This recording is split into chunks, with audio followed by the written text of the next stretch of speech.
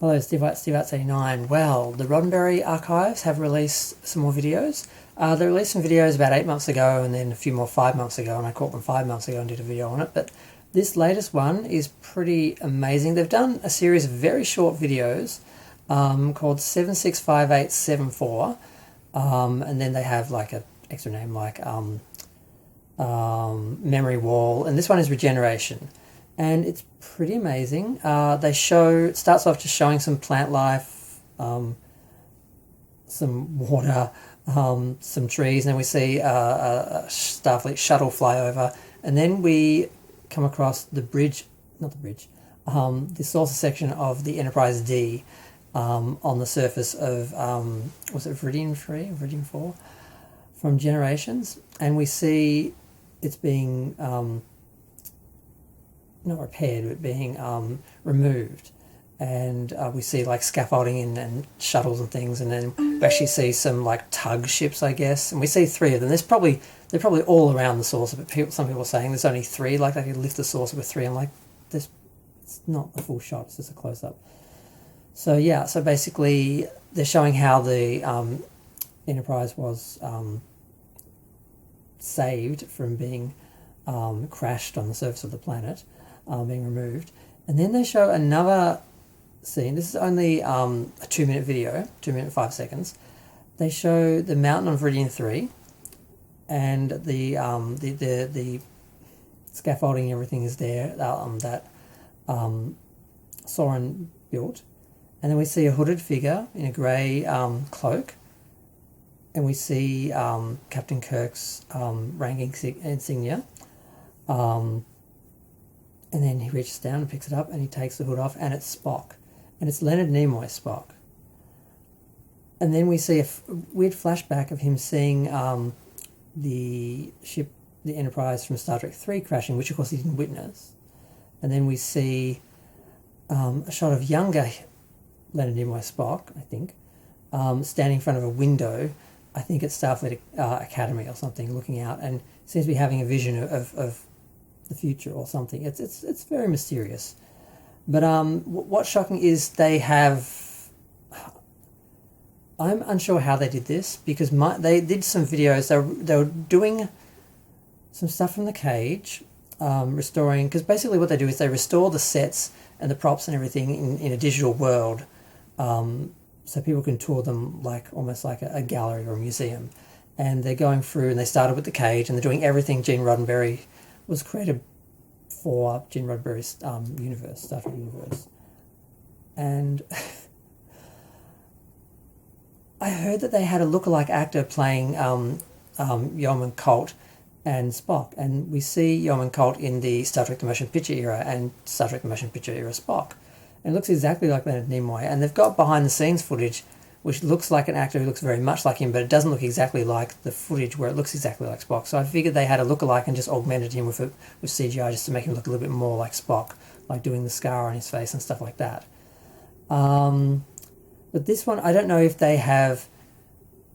I doubt they would have used physical makeup on him, but I think they've used digital makeup to make him look like Leonard Nimoy's aged Spock. Or they might have created just a whole new Spock, or maybe the whole time the actor looks nothing like Spock, and this is all just like a digital skin, and they've recreated Spock, and he's just acting him. I'm not sure. At first I thought it was just a lookalike actor with maybe being augmented by physical makeup or digital makeup, but now I'm thinking it's actually a whole, created character, and this person is just being given the respect and credit of being an actor who's bringing it to life by being in the green suit with the dots and everything. So I'm not entirely sure, because that would mean they would have had to fake the behind-the-scenes footage, which is just a few seconds at a time of the two actors just sort of waiting for their cue or talking, off camera sort of thing. And I'm like, did they recreate that for that? Because he doesn't look exactly like Spock in that. He doesn't have the scar. So I'm confused exactly what they've done here. But it's either way, they are brilliant to watch, and they are better than anything CBS has done. They're not directly affiliated with CBS. Obviously they have to have some affiliation with CBS to have approval to do this. People are saying they've got nothing to do with CBS. I'm like, well, obviously they have to. They're using everything. So that would explain this other oddity, because on the website you can look and see information on each ship, because they did another video which is going through all the bridges of all the Enterprises. They did other ones basically on the making of the Cage, the making of Star Trek: The Next Generation, Captain Kirk's demise, and so forth. And what they have is they actually have, well, they have the Phase 2 Enterprise. They have the Enterprise from Planet of the Titans. Both Enterprise which were never made and never made it onto screen and aren't canon.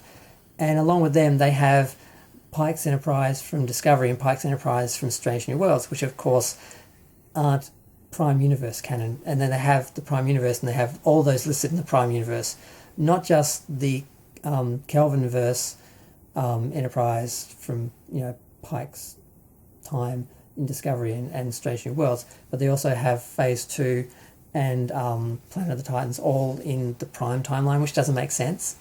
And they have the Mirror Universe, and they have the Kelvin Universe, and obviously the Discovery Universe needs its own section, and these unrealized series need their own section because none of them are actually part of the Prime timeline. So that's a bit confusing. I don't know how they'd make that mistake, or why they'd want to put them all together, because although some of them were originally planned to be in the Prime timeline, the Kelvinverse ones aren't. The Discoveryverse ones aren't, because the Discoveryverse is separate from the Kelvinverse, I think.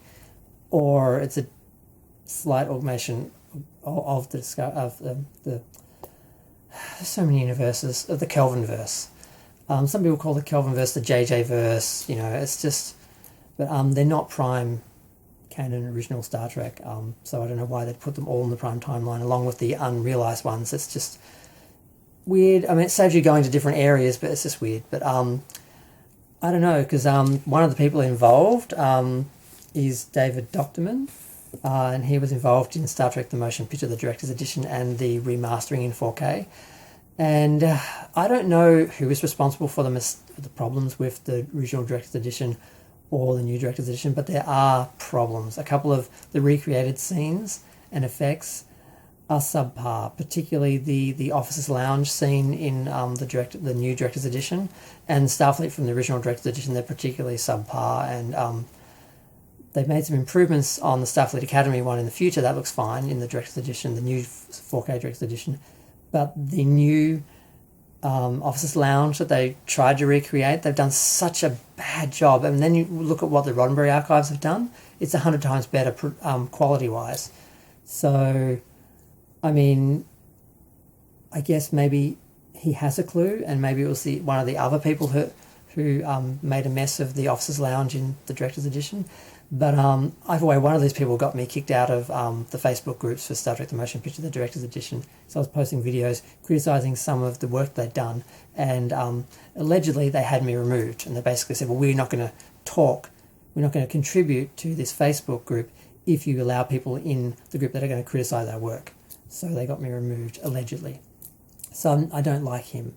But I don't know if it was all of them or one of them, or I don't know how many are involved in those groups. But it's nice when people who are involved in the productions get involved in the fan groups, because we get a lot of input and insight. But if that's only at the cost of fans being censored and silenced, I don't agree with that. So yes, Regeneration 765874 is amazing, just like the other videos. I really should say their names. But my computer doesn't want to cooperate with me because it's shut down while I was talking. Okay. What is it called?